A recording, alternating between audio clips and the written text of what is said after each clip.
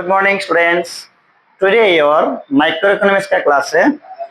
तो topics name से elasticity of demand. Elasticity demand क्या होता है?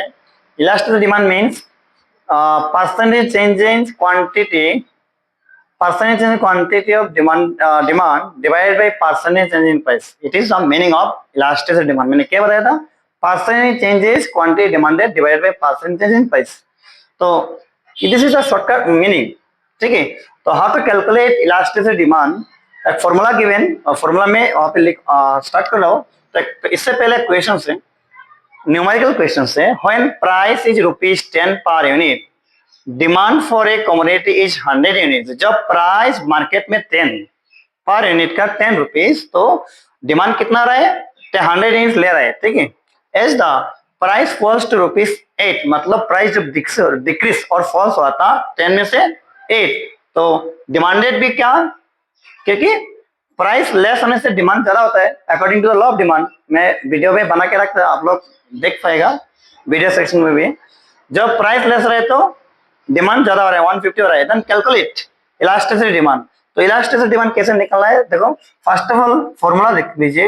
Elasticity demand is equal to delta Q divided by delta P multiply P into Q. This is the formula. इस math का निकालने के लिए दिस अप्लाई दिस फॉर्मूला। ठीक है।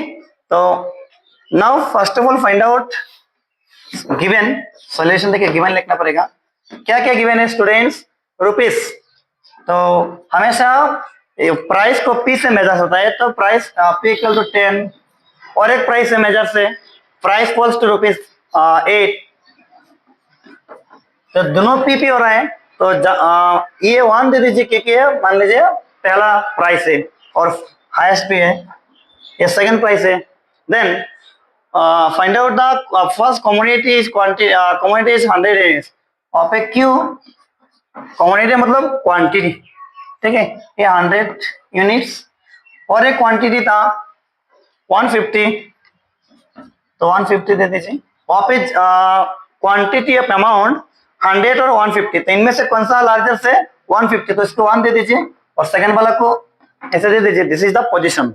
और नाउ फाइंड आउट द और calculate price elasticity of demand. We know that, आप लोग लिख लीजिए कॉपी में। वी नो, मैं सीधा फॉर्मूला लिख रहा हूँ। Elasticity of demand is equal to delta Q divided by delta P multiply P by Q. ठीक है स्टूडेंट्स। नाउ डेल्टा क्यू, ये तो P1 P2 Q1 Q2, वहां पर तो Q1 P1 कुछ भी नहीं है। तो first of all now solve this delta Q. Delta Q मतलब Q1 minus delta Q, Q का फॉर्मूला है Q1 150, मैं पहले लिख के रखा था। ये 100, तो 50 बन जाएगा। डेल्टा क्यू कितना है? 100। Delta means change. Delta means change, मैंने डेफिनेशन में क्या था? Change in quantity demanded by change in price. Delta means change. और एक टर्म्स निकालना पड़ेगा, delta P.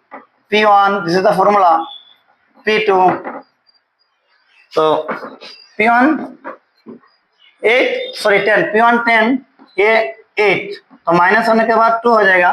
This is the change of the price, change of price मतलब delta. Now put this value, now put this value formula. Delta Q 50 निकल रहा है, then delta P 2 multiply P. P का मतलब P means, वहां पे जो P means original price of the commodity. जो पहला प्राइस है 10, तो 10, और जब 10 था क्वेश्चन में लिख चुका है, आप लोग कॉपी चेक करो, वहां पे तब तक 100 यूनिट्स ले रहा है। ठीक है, कितना यूनिट क्वांटिटी डिमांड हो रहा है? 100। ठीक है। नाउ कैलकुलेशंस मतलब 5 ऐसे भी करो तो ये 500 बन जाएगा, ये 200 बन जाएगा। This is the simple calculations. Calculation आप लोग अच्छे से देखो, डिवाइड करो तो क्या 5 डिवाइड बाई 2, और इससे अगर डिवाइड करो तो 2.5 निकल जाएगा। This is your final answer. Students, अगर कोई डाउट है, कुछ प्रॉब्लम है, मुझे नेक्स्ट क्लास में बताना। और ऑनलाइन क्लास में जो स्टूडेंट देख रहे हैं, लाइक शेयर कमेंट जरूर करो। ठीक है, अगर मेरा वीडियो पसंद आए तो लाइक शेयर जरूर करते रहो। और कौन सा वीडियो चाहिए माइक्रो इकोनॉमिक्स से, तुरंत मुझे कमेंट सेक्शन में जल्दी जल्दी बताना। ठीक है स्टूडेंट्स।